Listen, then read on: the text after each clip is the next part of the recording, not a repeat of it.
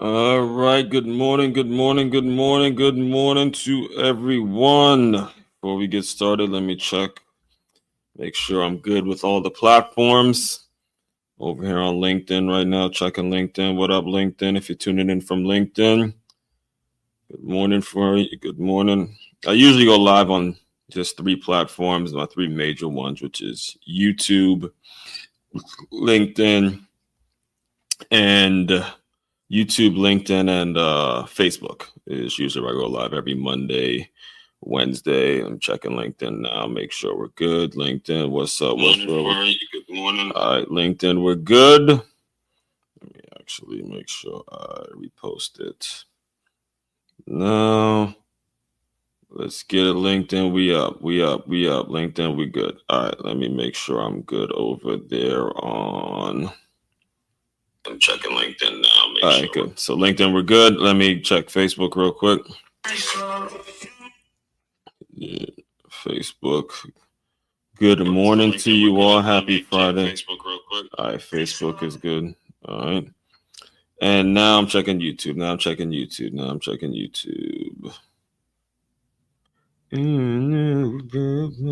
YouTube. All right. Oh, whoops. I mean to do that. Let's go.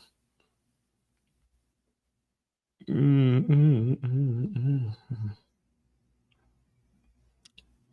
right, we're on YouTube. Hold on, let's get through the ad real quick. And I'd like to speak to you today about an important issue: car safety for our pets. These are my. Do the ad real quick. All right, cool. All right, good. So we're good on all the platforms. All the platforms were straight. Welcome. All right, welcome. Another episode. Tackling turnover with teamwork. I'm your host, Aswan Crookshank, your one and only Move Swiftly speaker, former Division I college football player, and current 5-time published author and educator. What I've created since I graduated over the past couple of years, since I've wrote my books, I've created a whole brand, a whole framework, a whole mindset, a whole philosophy in which we're taking the lessons from the football field, more in particular the teamwork lessons from the football field, and applying it to businesses, applying it to business owners, so they have teams, they have members of their staff that are coming to work every day motivated, and they're working in a cohesive unit, and everyone's getting better and better every day. There's actual measurables attached to every single person. That's what I've been able to take from the football world and apply it to business, and a whole brand, a whole frame, a whole philosophy that I call Move Swiftly. All right, Move Swift plus LY. All right, Swift plus LY. That's where you see the logo there. It is plus LY. That's what we do over here in the Move Swiftly world. So today, because tomorrow is one of my favorites, so coordinates. All right, if you noticed already, got the Michigan hat. I'm a huge college football man.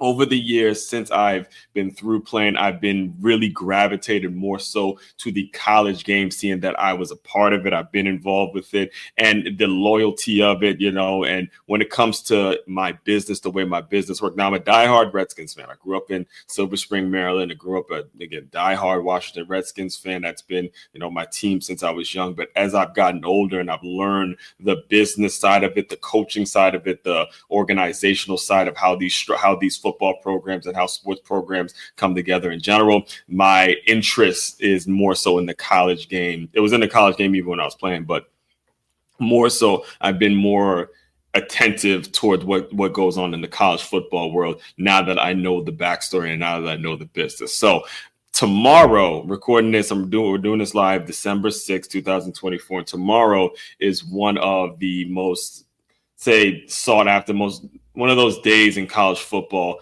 that every person who really loves the sport of college football looks forward to.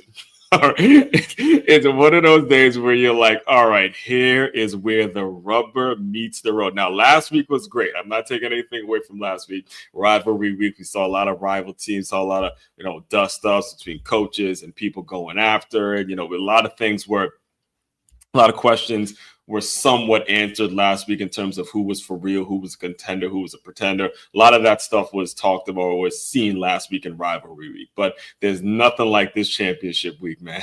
It's nothing like this championship week, dog, because we have a new playoff format and there's new things coming up, and you got to show up, man. I don't care what you did in the regular season. This championship week, it starts off. This is where your legacy is born. Give a damn about what you did in the regular season with your Heisman, your individual accolades, and all that. It's about who is about that life. Who's about that life, right? So, recording this on a Friday, and tomorrow there's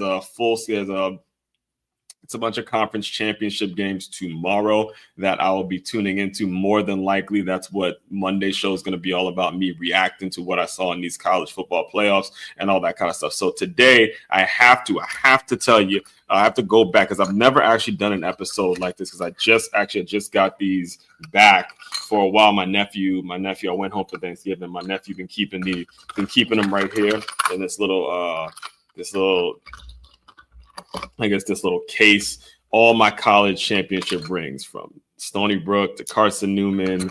I got 2 at Stony Brook and 1 at Carson Newman. So I played for 2 programs, and I was blessed enough to be on teams that were able to get rings for the conference championships that we won. So I remember I was in Maryland for Thanksgiving, and my nephew kept them in this nice little case here. So I told him, look, I need those back because I'm going to do an episode about how I got all 3 of them and what the situation was for me to actually be able to now, as a 36-year-old man, look back on these rings and think about my teammates and think about my coaches and think about all the things that I personally had to live through just to be on these teams. Understand, I got in the game maybe for 5 plays. All right, 5 plays, but these rings mean just as much to me as it would mean to anybody that was a starter, that was a significant contributor to the team, because of everything that I lived through to get on the field. All right, to get on the field from, coming from a Division II program to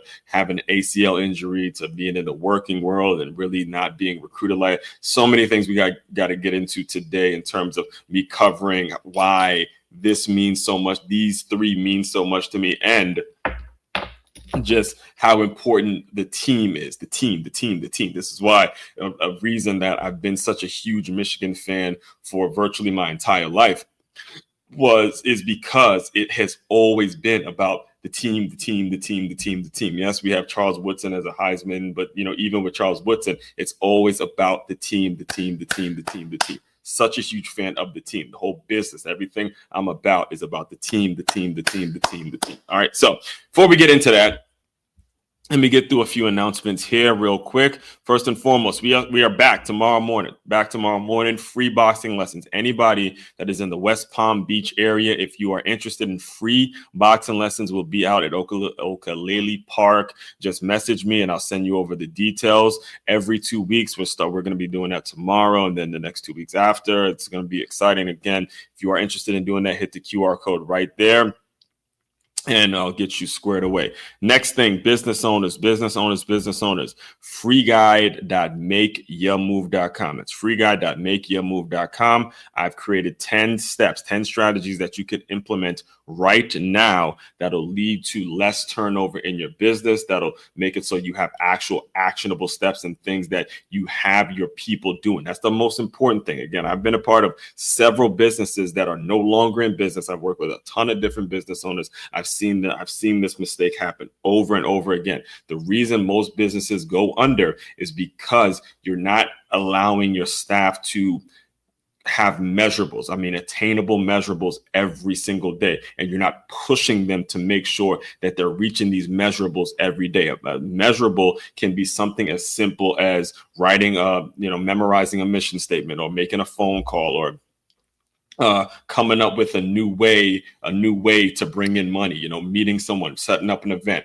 you need to have measurables in your business, and you need to have people who are coming in and they know what these measurables are. And I'm going to get to this probably in a later episode tomorrow. But yesterday, we actually I teach at the school named the Center for Creative Education, and I got a chance. We had an opportunity to see Tommy Hilfiger. Tommy Hilfiger was here at the school. Yes, that Tommy Hilfiger with the red, white, and blue flag, the one you know about. He was here, and it was such a beautiful thing because we had the kids interview Tommy Hilfiger, who as a company, again, I believe the number was $10 billion. He does $10 billion in sales. And you have these kids from this West Palm Beach area interviewing a billionaire, right? So, and they did a fantastic job, All right. They both did. All three of them happened to be in the class that I teach. So I was ready to burst with pride when watching them. And one of them actually does watch these videos when he gets a chance and all that. But, it was so cool because what Tommy Hilfiger made sure he mentioned the importance of staying innovative and to be hungry. You're talking about a guy, again, $10 billion in sales. And out of his own mouth, he says, I still feel like I'm just getting started. I still feel like I got to chase that Ralph Lauren guy who got the horse and, doing his thing and all of that. And that's really the mentality. And that's what you want from all of your employees. All right. So again, freeguide.makeitmove.com. Make sure you get that.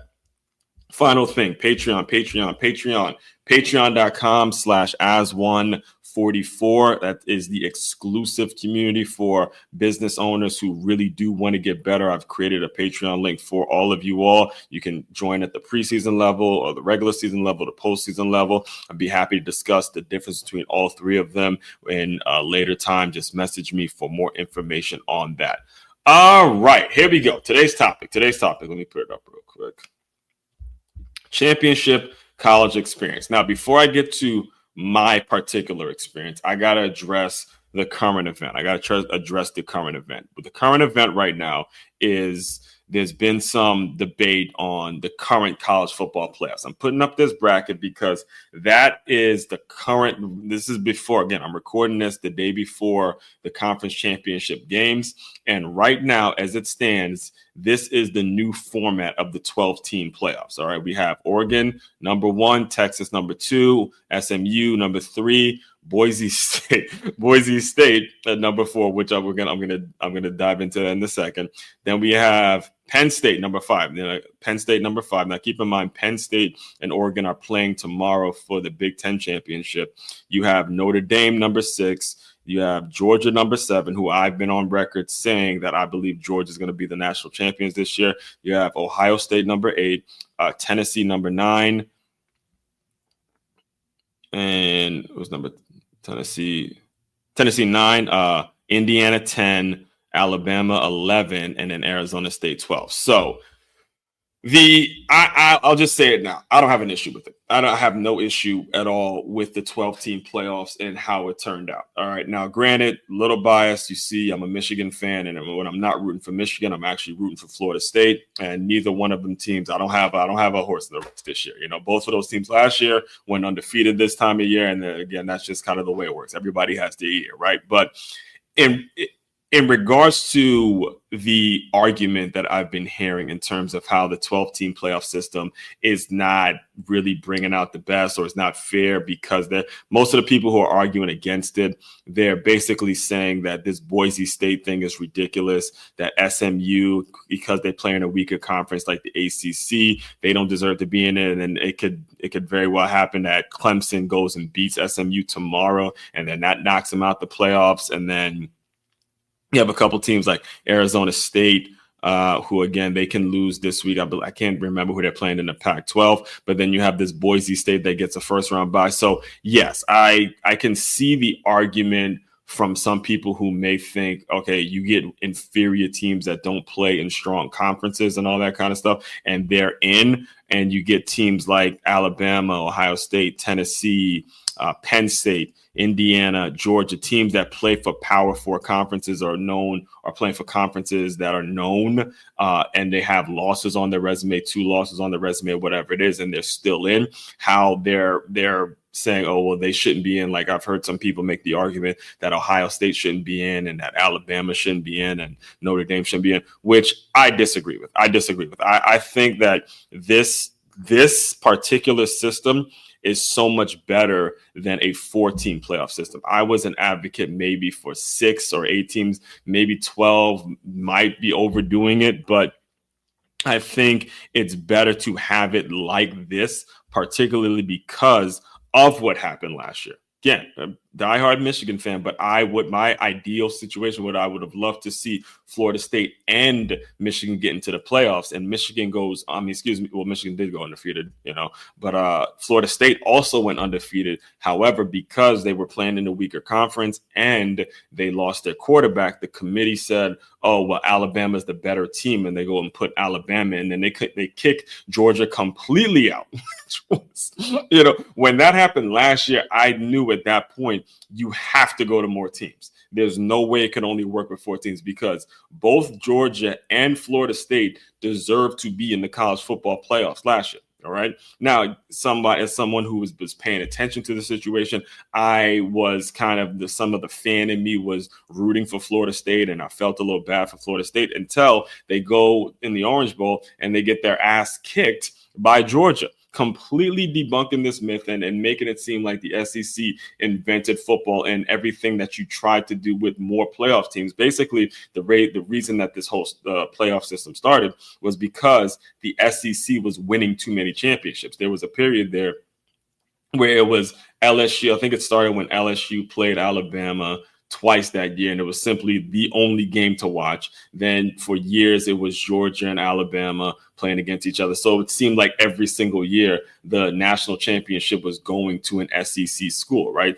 So last year, what happened when both Georgia and Florida State had legitimate arguments towards being in the playoffs, they both compete against each other. Georgia wipes the floor with Florida State. I mean, the score was something like 70. It was close to 63-7. I mean, just beat that ass. That did nothing. Did nothing when it comes to this argument that I myself have participated in, and the argument that the SEC doesn't deserve to have a certain amount of teams, or the SEC isn't the premier conference and all that kind of stuff. So when it comes to the way this is set up and the reason I like this setup so much is because talking stops. The talking stops. So if you're Ohio State, right? If you're Ohio State and you have been basically told by SEC folks, or basically have been looked at as a team that got in off luck because the Big Ten is so weak or whatever, and if you're Ohio State and you're upset about what folks are saying about the fact that you got in only because of your brand and only because you're Ohio State, you have an opportunity now to prove it. You have an opportunity to go play an SEC school, kick their ass, beat their ass, and we can all see the arguments and the back and forth, the constant back and forth about which playoff team or which conference is the best conference and all that. All that could be null and void because we got to play. That's the beautiful thing about a playoff system, right? And that's the beautiful thing about having more teams in a playoff system. It's all out. However you want to get it, we can get it. All out. However you want to get it, we can get it. It's all right. Now you got Indiana, who a lot of people say, all right, they don't deserve to be in because they had a weaker schedule. They go up against Georgia, and we'll see what happens, right? You get a Notre Dame. Go up against an Alabama. You get a Penn State who goes up, or a Big 12 team like Arizona State. It goes up against a Big Ten team, and it's whoever wins the game. Now, the one thing, the people who are critical about this playoffs, the one thing I will say is this Boise State thing here, this Boise State having a first-round bye and all that, that part I agree with. There needs to be something in place in which a team like Boise State doesn't get a first, because we know they don't play nobody. I know they played Oregon earlier. I think that was their only loss, but Boise State having a first-round bye really isn't that there's something really missing when it comes to that. However, at the same time, it's a playoff system. Just because they get a first round bye does not mean that they're going to win anything. Does it? It does not mean that they're going to win anything. So let's say it stays the way it is. Let's say Oregon wins tomorrow and it stays the way it is. Penn State goes on. They play Arizona State. They have to still beat Penn State. Boise State would have to beat Penn State or Arizona State. So it's not like it's that big of a deal just because Boise State gets a first round bye. It's not like it's a big deal because they still have to win the game. And that's what football is all about. That's what it's all about. All out, however you want to get it, we can get it. So I like this system a whole lot more. One, because it's a whole lot more football for me to watch and a lot more content for me to create, a lot more lessons that I could be taking from the game and applying to you business owners and all that. And two, it's just fair. It's, again, if you're Ohio State and you feel like you're being disrespected at the fact that they let you in, then because again you're not in the big almighty SEC and you quote unquote play weaker teams, then go out and kick some Tennessee ass and see what goes down. And that's the same thing. I would just say the same thing when it comes to Notre Dame and Indiana and a lot of these teams that are sort of being punished by the public opinion because they're not competing in the SEC. Now all of a sudden it's almost like just because you're not in the SEC, you don't know how to play football no more. That's ridiculous. And same holds true with ACC and all these other conferences that are not the SEC. And that's the thing that I want to make sure I explain to you folks is that just because you're not in the SEC doesn't mean you don't know how to play football. We need the Dan and me may be talking a little bit here, but it's important that you start proving that narrative wrong. Last year, who was the national champions? What conference? Big Ten.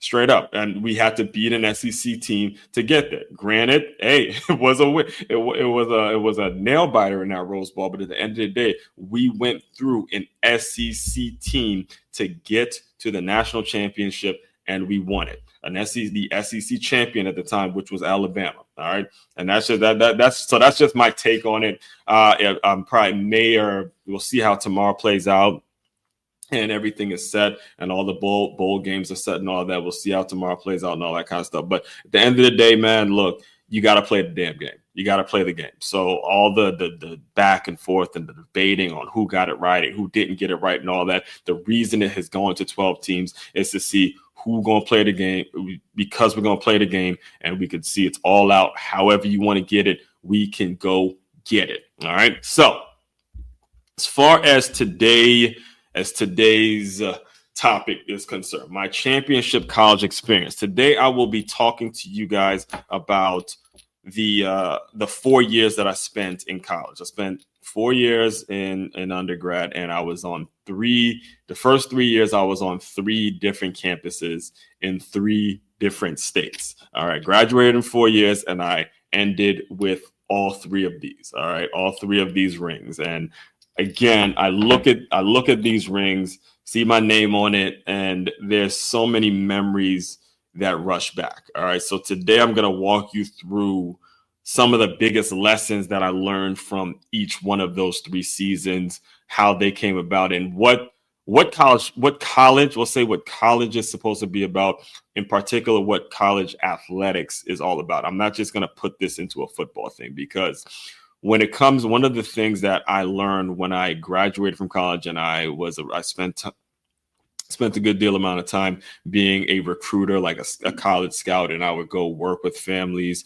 kind of being that third party agent type of a guy to go help the young men find schools and all that kind of stuff. One of the things I remember having conversations with the parents about was, hey, it's about the experience. It is, listen, we want you to get your piece of paper. I'm not telling you not to get your degree. I'm not at all diminishing the importance of how important it is to actually go and get that piece of paper. However, it is so important that you understand that the experience that you have in those 4 years is going to be huge. It's going to be vital for what you do when life challenges start coming up at you. In fact, I remember having a former teammate on the show. Shout out to Danny Parker, who's now a neighbor of mine over here in West Palm Beach. He went to the same high school I went to, but he graduated from Duke. And if I'm not mistaken, I think his coach was Coach Cutliff. If I'm not mistaken, you might have to Danny, if you're listening, you might have to fact check me on that. But I remember he was on this very show, on this live, when we were doing some NIL. We were doing a live stream, calling it NIL. That's back when I was like doing a lot of NIL stuff or whatever it is. But I had him on because I wanted his perspective on, the college game and playing in the ACC and Duke and all that. Again, one of the most prestigious universities in the world. And he was telling a story about how his college coach once told the guys, hey, look, guys, you're going to wake up one morning Your baby's going to be crying. Your wife is going to be mad at you. She might be sick with a cold or so. Hopefully nothing too crazy, but she's not going to be feeling well. Your baby's going to be crying. You're going to be hungry. You ain't even brushing. You ain't going to have your coffee. Nothing, like all sorts of things are going to be going on one morning. And then he looked in the camera. He goes, and you just got to figure it out. Just got to figure it out, dog. So when it comes to the college experience, it needs to be prepping you for that moment. When you wake up one morning, your baby's crying, wife's mad at you, she's sick, she's on her period, or she may be pregnant again. You don't got nobody to cook for you. You got to figure out how you're gonna get to work. There's some bills that are mounting up. There's this happening. There's life. Oh man, I gotta stop and get some gas. Oh man, there's something wrong with the car. I gotta take it in. There's a flat. All sorts of things gonna be going on. College is supposed to prepare you for how you handle that moment, because those moments are the most challenging moments. And if you're not ready for it, it will break you. That's why I'm such an advocate for college sports, in particular college football, because the biggest transition from high school to college is the fact that you are being filmed every single day. Every single move you make, regardless if you have pads on or not, everything is being evaluated. All right. So when it came to this first one, all right, get a good look at it. Carson Newman College. Yeah, how cool is that, huh? 10-1. Boom. Crookshank. Yeah, I redshirted this year. All right, I redshirted this year, and I'll never forget the practice or just throughout the season, because it was like anybody who redshirts their first year of college football. It's tough. It's tough to adjust to what you just been through. You were just king of whatever high school you came from. Most likely you were well known as an athlete, and now you're there. You're just kind of on the roster. You're not really contributing. It's a completely different feeling. And I remember having this. So the high school I went to was also the same feeling my freshman year. Really challenging. Didn't know where I fit in. It was tough to really find my way. And eventually it got better at the high school I attended, which is Good Counsel High School, right? So I attended there, and the reason I was trying to avoid transferring when I got to Carson Newman. I signed with Carson Newman after my freshman year of high school. And the reason I would always avoid the transfer talks, I didn't want to engage in transferring and all that. And, there were several of my teammates, my classmates, who were already talking about transferring before the season even started. They were really just not feeling East Jefferson City, Tennessee, and all that kind of stuff. I avoided that for as long as I possibly could. And then it's a current coworker of mine, shout out to Anthony if you listen, who's from the West Palm Beach area, from West Palm Beach. And he had said something during a practice. He said, because they were talking about transferring and all that. And I was just kind of listening, and I wasn't engaging in the conversation. But Anthony said something about how if we were all to transfer to FAMU, Florida A&M agriculture, to HBCU out here in Tallahassee. But he goes, look, if we were to transfer to FAMU, Florida State would be like Walmart. Now, when he said that, my ears opened up, my antennas opened up. I mean, everything just perked up, because that was the one thing we did for fun at Carson Newman was we'd go to this super Walmart. I swear to God, that was the only thing that we did for fun at Carson Newman College. There was nothing else to do in East Jefferson City, Tennessee, than just go to Walmart. So when he said that, my interest in transferring became huge, because what he said, look, we're at FAMU, Florida State would be like Walmart. Like again, that's my second team. I'm a Michigan fan, but I like to see Florida State do well. If I can go to a FAMU in Tallahassee and be at Florida State chilling, partying with it, like when he said that, and then in all honesty, it kind of dictated when I grew up, and I was like, man, do I see myself wanting to live? Him saying that allowed me to kind of really, Florida was a place that I was drawn to. And Anthony's been on the show too, by the way. The title of his episode, we did an episode about 2 years ago now. It's titled High School Football in Florida. I definitely recommend you guys go and tune into the full hour where he broke down the typical experience for a high school football player in Florida, which was very insightful, very, very enlightening for me, someone that grew up in particularly a basketball state, right? So anyway, from that point, I met Carson Newman College, and I was considering transferring when Anthony made those statements. However, me being a guy that was very realistic about where I could play because of the high school I played for. I knew that I wasn't going to be playing for Michigan. I knew I wasn't going to be going and trying to be unrealistic and got to transfer and play for Alabama or anything like that. I knew the school that I could possibly play at. Number one, I wanted to be a Division I program. If I was going to do it, I wanted to be a Division I program. And I thought to myself, the closest program that I was about to sign with out of high school was Stony Brook University. Stony Brook University at that time was just catching its stride as an FCS program. At the time, there was a program named Hofstra University that was kind of the premier FCS program in Long Island. And I wanted to go there, but they didn't want me. My grades and, I guess my ability on the field weren't matching up. But Stony Brook was willing to take me as a preferred walk-on or give me a partial. They really wanted to see more of me.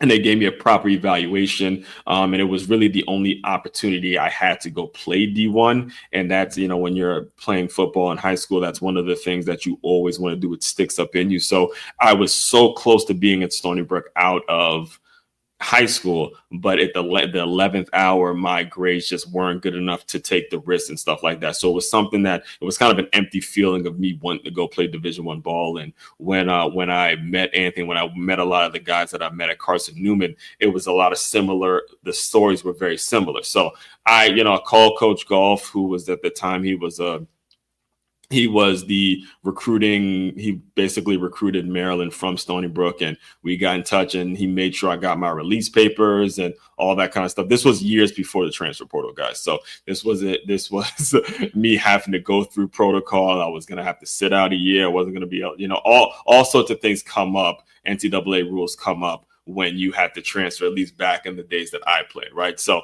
anyway, I was doing all that during my freshman year, during that fall of my freshman year. The team, Carson Newman, was having a decent year. Again, we're in the middle of a 10-1 season. The only loss we had was, I believe it was to Catawba or something. It was literally one loss that kept us out of the playoffs, which was ridiculous in itself. But we still ended up winning the conference. And I'll never forget towards the fall, I think it was the fall that they did their banquet. Yeah, because I remember Anthony's. There were several people that came in with me, that class of 07. That class of 07, they came in with me that would talk about transferring all the time. I mean, just every conversation you could think of, talking about transfer. We want to leave Carson Newman. We're tired of East Jefferson City, Tennessee. All sorts of things, just constant. It was constant dialogue, right? So Coach Sparks, the late Coach Sparks, was at the time, he was the head coach. He pretty much built Carson Newman football. Just a fantastic human being he was. Anyone that has ever had the opportunity to be around Coach Sparks for a significant period of time will tell you the same thing. An absolutely fantastic human being. He made this announcement in the fall, like before we went home for Christmas break. During, I think it was like a banquet or something where he got the team together, kind of like the final wrap up. And he announced it there. He announced it at the banquet where everybody who was there during the fall and played was still there. He announced it that we will be getting championship rings. He said, you guys make sure you go see so-and-so and get your rings, get your finger fitted, because we're going to be getting one of these. We're going to be getting one of these rings. And everyone who was talking about transferring that freshman year, everyone kind of just looked at each other like, hold up, we might have to stay.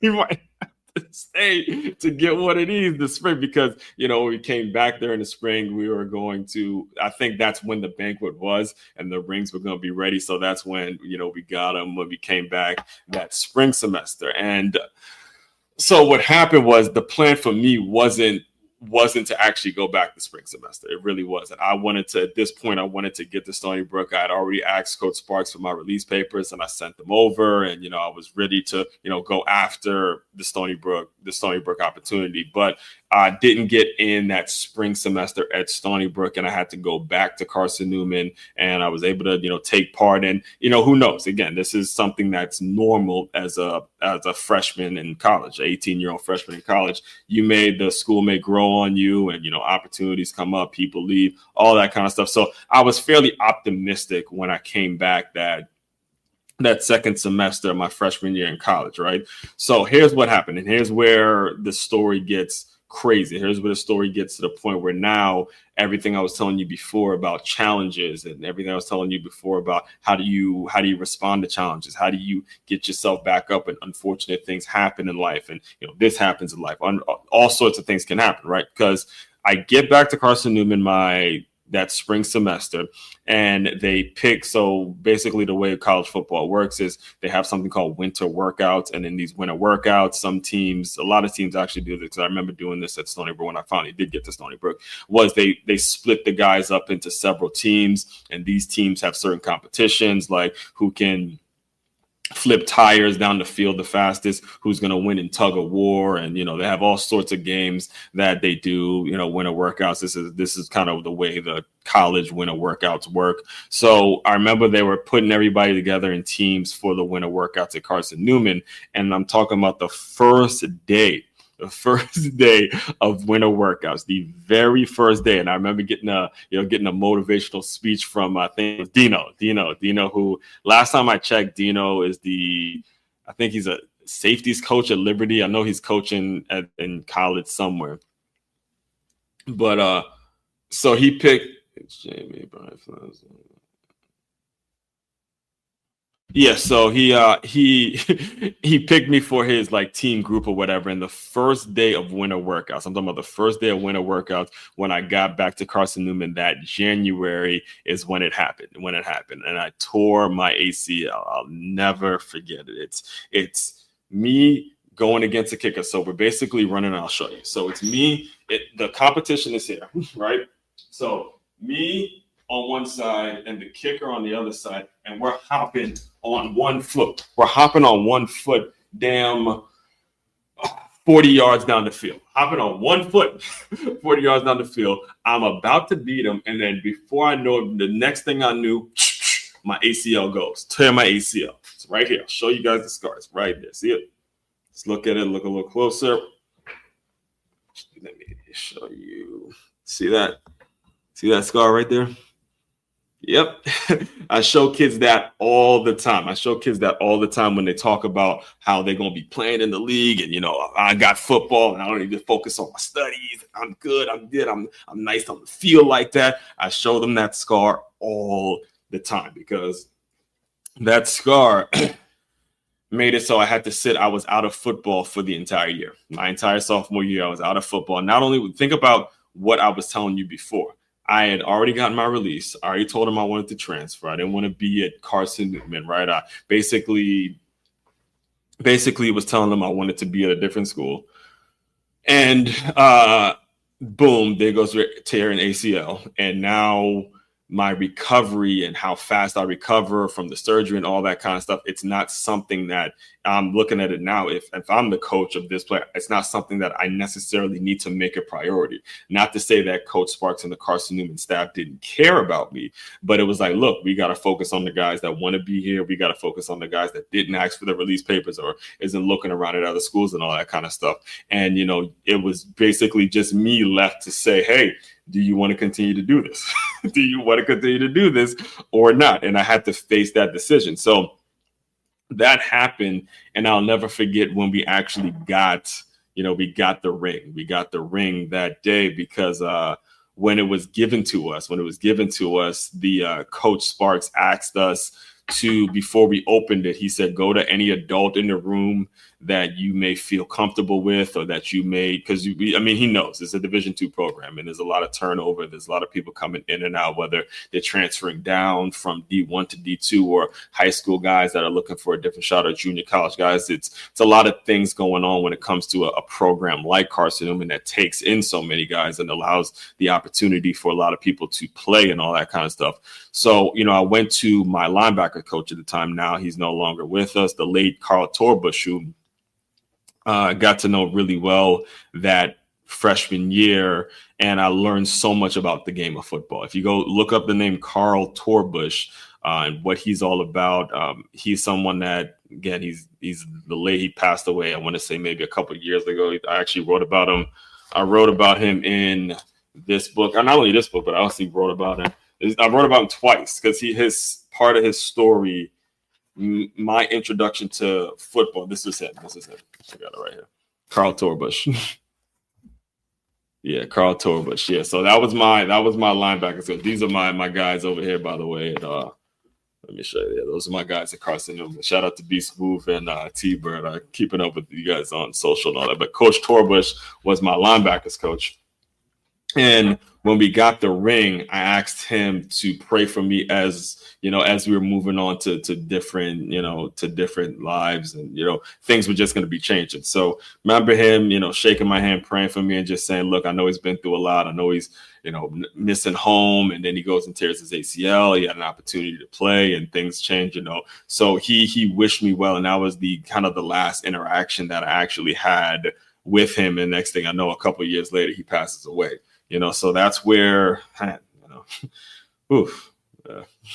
that's where stuff like this means something, and even though I never actually got on the field, I'm giving you an inside scoop and an understanding of how special it is to just be a part of a team, and all the things that come with being a team, because you just never know how things are going to turn out after that football season. All right. So that happened my sophomore year. Again, I can't play football.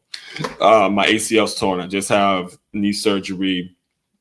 So what I had to do is I moved back home to Maryland, and I had to go and get a job. This is just regular life, real world stuff where I no longer have the game as a player. It's the first time I'm not playing for a team since I was 7 years, since I was in third grade. So I was playing every year until that point. And as you guys know, or regular listeners know, these programs that I was playing for were serious programs. In fact, it was that year in 2008 was the first time that Good Counsel, which is my alma mater, Good Counsel played the Matha on ESPN. They're regulars on ESPN now, but this year was the first time that they were on ESPN, and this was the year that I couldn't play because my ACL was torn. And I remember having the star of that whole thing was a guy named Jelani Jenkins. I remember having Jelani on the show on my podcast when I first started, and I told him, if it wasn't for you, if it wasn't for watching you on national TV, I could have very easily packed it in and said, look, I ain't going back and playing at Stony Brook. But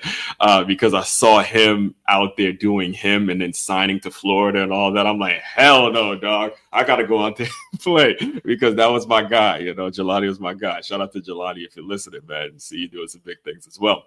So that year I worked at a gym, luckily, and this is why teamwork and having teammates is so valuable to me, because that sophomore year, I got a job at a gym because of a former teammate. I had a former teammate. His name is Surly Monzi, who was working at this gym named Washington Sports Club. And he pretty much just hooked me up with a job at Washington Sports Club. This Washington Sports Club is Washington Sports Club is no longer in business. It was a health club. It's a gym, basically a gym, right? And even though I was only making $7 an hour working at this gym, it was the ideal spot for me. I got a place to rehab my knee. Not only did I rehab my knee there, but luckily my sister worked at a physical therapist office in which I was rehabbing my knee there as well. I got an opportunity to meet trainers. Shout out to Omar. I still work with Omar to this day, stay in contact with him to this day. And these were guys and Omar, by the way, is actually from Detroit. So, I'm a Michigan fan, so it was cool meeting him. It was kind of surreal. Who's UF, who could tell me all about what it takes to, we always get some friendly banter in there in terms of, who has the better football, Maryland or Michigan and all that kind of stuff. And I couldn't disagree too much because I'm obviously a Michigan fan. But I got an opportunity to work with him, and he was trying out work. When I say work with him, I mean work out with him. He was trying out to go play in the NFL. He played some years in the arena ball. Again, I'm working there, and I'm able to rehab my knee, and I'm working with these people that are trained for this and are going through the same thing, right? So ultimately what happened was I started working, and then I got my grades right. I went enrolled in a community college, got my grades right. And me and my mother drove to Stony Brook. We drove to Stony Brook the year like that off season, got an opportunity to see the campus, meet Coach Golf, and say, all right, I'm willing to do whatever it is I have to do, get in on my own merit. I got into Stony Brook off academics alone, just off my academics. And then I walked on to the football team. All right. So here's what happened when I got there. Yes, it was very rewarding to read that acceptance letter because, previous 2 years from high school, I tried to get in there. And then after college, after my freshman year in college, it was difficult couldn't get in. So yes, it was incredibly rewarding to actually get into the school. So that in itself, but now comes the next challenge, which is actually getting on the field and contributing and playing. All right. So here's what happened. Like I mentioned earlier in today's video. All right. It was years. This was years before what we now know is the transfer portal. All right. So when I transferred from a Division II program to a Division I program, even though I redshirted, and again, this was news that even Coach P, who was the head coach at Stony Brook, this was the first year that he hasn't been the head coach at Stony Brook. Even Coach P didn't know about this rule. He didn't know that when a person transfers from a D2 program, then goes transfer to a JUCO and then back to a 4-year Division I program, this person now is not eligible. This player is not eligible to play in any games. We found that out. He told me that during the summer when I was already accepted into the school and I was I was focused on going to the school. He found that out during that time. And then he realized, because I guess they have to go through compliance and make sure I wasn't even allowed to work out with the team until camp actually started. Like, I didn't even know if I was going to be invited to camp until the day before camp. I was in Maryland, swear to God. I remember being in Maryland and getting a call like the day before camp from Coach Golf. It's like, hey, yeah, by the way, so Coach B wants to invite you to camp, because you got to think I wasn't eligible to play in any games. And this wasn't Division II Carson Newman. This was now Division I FCS Stony Brook University, where they're actually paying guys and they have guys on full scholarship. So you can't have just anybody out there running around. You have to actually have there needs to be some legitimate process. And if me being a person that wasn't even eligible to play in any games, Coach P had to make the decision to say, hey, is it even worth having this guy in camp? So I knew that going in. And I remember actually being in New York Stony Brook's in Long Island, New York, by the way. So I remember being in New York, and I remember going to Coach Golf's office. Now, at this point, look, I know I'm not playing in the NFL. At this point, I'm a sophomore in college. I know I've done 2 years in college, so I'm getting ready to start my junior year in college. I've matured from when I was a freshman. So I went to Coach Golf during that time, and Coach Golf, again, he's been my position coach, and I could bring him on and he'll tell you this entire story. All right. This is not me bullshit. There's a lot of stuff that came, and why when I look at these rings here, it means so much to me. It means so much to me that you would not even know. Right. So I go to him before the season and I say, hey, Coach Golf, if there's anything you need me doing, when it comes to helping out with drills or, coaching or doing anything like that, let me know, because you got to think, when I tore my ACL at Carson Newman, they had me filming practices. They had me doing things that were kind of on the coaching side. And I started to see what my career was going to be after I was done playing. So I asked him to do something like that. And he was like, yeah, by all means, if we're not going to invite you to camp, then you're welcome to come and do some things like that. Right. So anyway, long story short, they were able to invite me to camp that year is 2009. So 2007, I'm at Carson Newman. 2008, sophomore year, I'm rehabbing my torn ACL. And finally, 2009, I'm at the school that became my dream school, the school that I wanted to be at since I was a freshman. Since I was in high school. And you have the book about it. I have a whole book written detail about it when it comes to how I transferred everything. It's all documented here, by the way. But let's get to this bad boy right here. Oh my God. I look at it and I hate to pick which one was the most rewarding out of these three rings. You hate to pick one. You hate to, because I love them all. They're like my babies, I do. Just, I mean, it's been so long since I've seen him, and I'm going back now to when we got him and all the things that actually it took for me to be in this spot. If I had to pick one, is this one right here. It's right here, man. This one is special because it has the score. If you look at the score, well, put it right there. If you look at the score, 36-33 in 2009, I was there at that game. I mean, I'm at that game, and I wasn't eligible to play in any game. So I was basically have my coaching hat on. Coach Hatch, by the way, who's still there, what he would have me do, I'm gonna show you guys.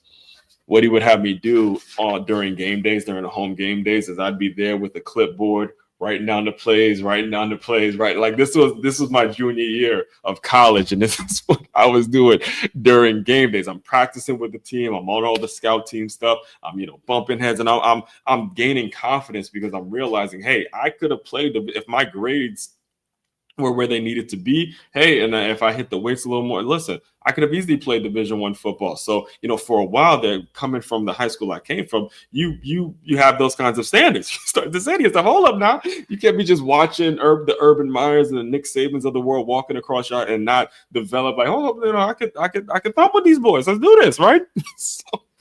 So, I'm practicing at Stony Brook. I'm practicing with the school and all that. And that game where we officially became the game we earned this is when we beat a team named Liberty University. And this one was really significant because before we got to the Big South, Liberty was the kings of it. Right now, I believe Liberty is, I believe they're FBS now, if I'm not mistaken. You might have to fact check me on that. But for a while, they ran the Big South. Like Liberty literally ran the Big South. And the year before, I remember watching Stony Brook play against Liberty because, again, I was in Maryland. So Liberty's in Virginia, and the game was locally televised. And Liberty just spanked that ass. I mean, 30 to zap, 30 to nothing. Because I was watching that on TV, and I'm like, that's the school, because I wanted to go to Stony Brook, and I was watching Liberty beat some Stony Brook ass. So what happened was it was an up and down season, and we ended our season playing against Liberty. And even though we had the same record, Liberty, I believe, had the opportunity to win the Big South outright. But if we beat them that game, then we have to be the champions, we're basically the champions, because when it comes to a tiebreaker, because if we beat them now, we're tied with them with their record. And when you look at the tiebreaker situation, the first thing that they take is the head-to-head. What happened in the head-to-head? And if we beat them in the head-to-head, boom. So, but no one expected us to win this game. This was a team in Liberty that just beat us the year before, 30 to zap. All right. So when you look at this score right here, 36-33, me being a defensive guy, and I was, charting the plays, and basically be 100% honest with you now, we almost gave that game up on the defensive side. It had not been for Gush, who Gush has also been on the podcast. His episode is titled Helping High-Level Athletes. But Jordan, his dad's was the defensive coordinator, Coach Gush. He ended up scoring a huge play down the field. We win the game off the last second, and boom, we earned one of these. So, when it came to me, and when I got there, that was the first year I was at Stony Brook, and knowing where I was the year prior, having an ACL torn and rehabbing it, and really getting my academics right to get into the school, and then walk on there, and then having to go through this and not even be eligible for games. When I look at all the rings that I've earned and a lot of the things that I've been a part of during college, this one hits home. This one hits home because I wasn't really known. It was hard to establish a group of friends when you're coming in, and this is your second year of college. You don't have a group of, incoming freshmen that are being put through a process. You're not on scholarship or anything like that. It was one of those things where, and a lot of my teammates, the people that knew me back then, can validate this. But that night, man, let me tell you, grabbed a bottle of Bacardi, and I started just giving out motivational speeches to everyone. I was giving out motivational speeches. I drank way too much, but you know what happens when you drink, and a drunk mind speaks to sober heart, and to know that I was there thumping with these guys and playing, and we actually were able to earn a ring and earn and win that Big South. That one was really special. That was, to me, at that point, I really didn't have much more left in it. I didn't know it at the time, but I didn't have much more left in the tank as a player. It was such a rewarding day, because let me just give you an idea of what happened. That day, Good Counsel actually won the CAC championship for the first time in years. We would lose to the Mather for years. So we won earlier. I think it was like, no. So Stony Brook wins the Big South. And then I go on my phone, I check some social media stuff. And I realized that my high school, Good Counsel, goes and wins the first time the WCAC championship. We beat the Mather. There was so much going on. And, I had too much Bacardi in me, and I'm around football teammates. I'm around my guys. And you got to think too, I had come from a Division II program. So I know how much all of this can change in the matter of 1 year. So I was moved. And that was my third year of college. And I was like, man, this is a rewarding thing to be a part of for the rest of your life. So that was year number 3. When it comes to year four, final year of college, when I earned this one, all right, when I earned this one, you see it says back to back. Back to back champs. And there's a difference. So let me see if this one has it. So this one, does it have it? Oh wait, yeah, it does. So if you look at this one, right, you see that LB, linebacker. That stands for linebacker. That's on defense. And I remember I was actually telling Anthony this yesterday. He was a co-worker of mine. He's a teammate of mine at Carson Newman. So you look at the difference. The biggest difference. This one, let me show you again. Linebacker, which is on defense. This final one, you see what it says? Let me see. Fullback, which is on offense. That year, from my junior year to my senior year in college, it was like me getting a master's in football. It really was. They moved me from defense to offense. All right, they moved me from defense to offense, and I was learning things that I had. I mean, again, as someone who thought he knew a lot about football, I knew absolutely nothing. I knew absolutely nothing, because when they moved me from linebacker to fullback, I had an opportunity now to make the travel squad, which I did. I made the travel squad. I got in some games. I was able to get in some games after we blew them out, and finally pop my cherry, so to speak, and be in there because I'm eligible for the games now. I remember, shout out to Vinny Polo. Vinny Polo was at that point, he was the third string tailback, and I was basically the third string fullback. So whenever we would actually blow teams out, we blew a lot of teams out that year. It'd be me and Polo in there, that I formation, power I left. I'm boom, and you get Polo behind me. So it was funny, because every time we would blow teams out, everyone's like, you and Vinny should have the most special connection, because every time you two are gonna get in, and you're gonna get a little action in, and do your thing. Now Vinny was from Long Island and all that, so it was cool, because I felt like I'm back, baby. It took me 4 years, but I'm back. I'm on the field. I'm doing what I got to do. I'm playing, baby. So, but anyway, when it comes to the day-to-day, all right, the day-to-day is all right, so for those of you, and I'll close you guys out soon. So the day-to-day for a college football player is you wake up, you have your breakfast, you go to class, and then you go to meetings. All right, you go to meetings, and then after meetings, you go practice, and then you do more meetings. Pretty much, it'll feel like you're doing meetings all day. All right, you're watching tons of film. You're watching tons of film with your position group, with your actual position coach and all that. So when they moved me from linebacker to fullback, now I'm watching film on the offensive side. Now, for years, I've been, in the film room studying and figuring out how I was going to make a great linebacker and what defense is all about. But when they moved me from defense to offense, now I'm looking at the offensive perspective and how offenses go about attacking defenses. What are the steps that they're taking? What is going to dictate the play calling? What kinds of players they're going to be needing? The playmakers, all sorts of things that made me so much more knowledgeable about the game, and it fed my it was like a drug. It was like a drug at that particular time, because I was realizing, man, there's so much more I can offer the game than just being a player. So that year, when it comes to this last ring that I got, that year was all about me figuring out how to transition transition into something other than playing, because at this point I was being incredibly, again, I'm a senior in college, I'm getting ready to graduate, and there was a young fullback coming up. He was in our tight ends room. His name was Tanner Nails. Tanner Nails, who's from Houston. And not only Tanner was a great tight end, but Tanner could also be the guy that could jump out at fullback. Then he could also be the wing back. There was so much flexibility when it came to Tanner and what he was about. Now, luckily, they were able to redshirt him my senior year, his freshman year. But I knew by the time his time came, it was going to be basically the 5 guys that they wanted to basically play was going to be Matt Fiala, Chris Fenelon, Brett RC, Dave Shookery, and I was the fifth guy. And I knew in my heart, because again, I'm smart enough to realize, okay, Tanner is going to be the guy that comes in because he's younger and he could do more than me. He would be the better option. And that's just me being a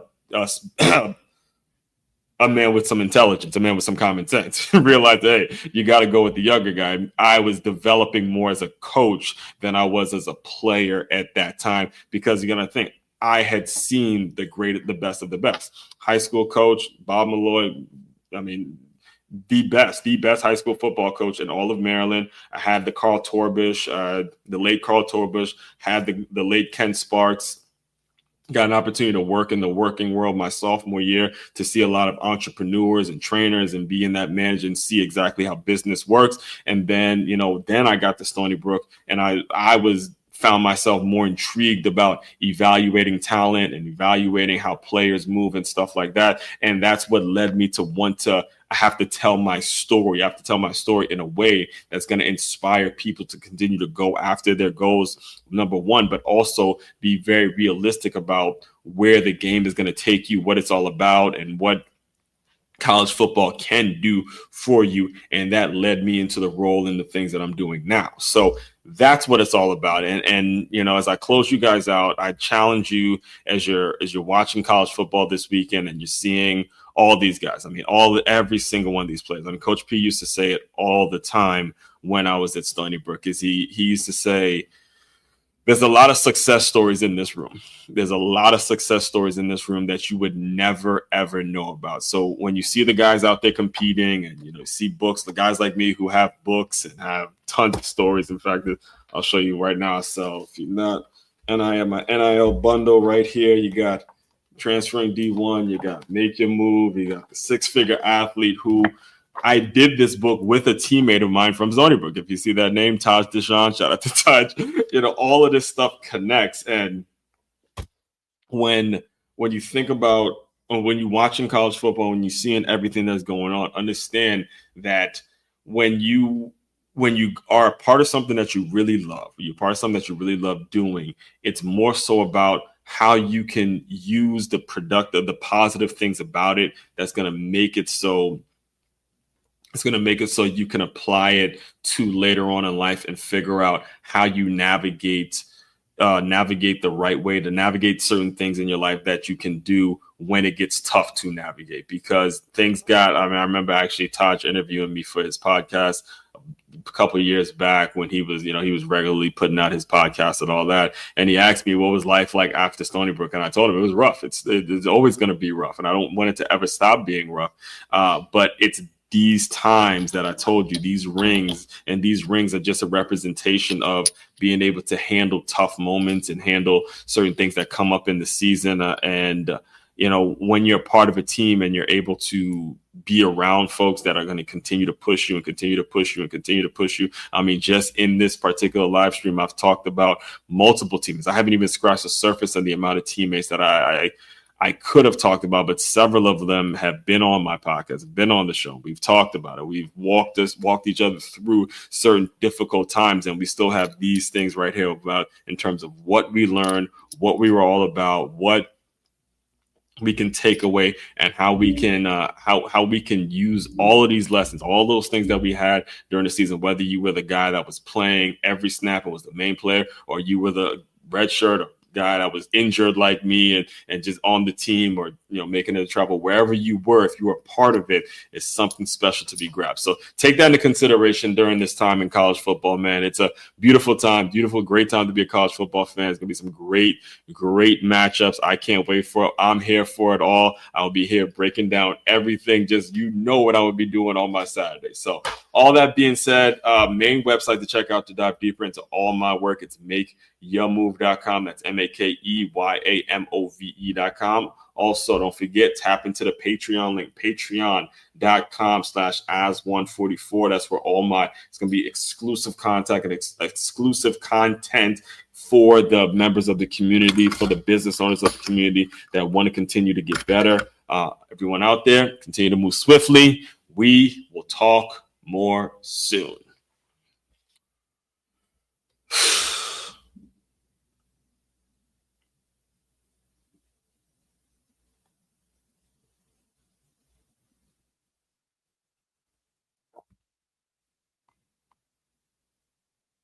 Want to continue to get better. Everyone out there, continue to move swiftly. We talk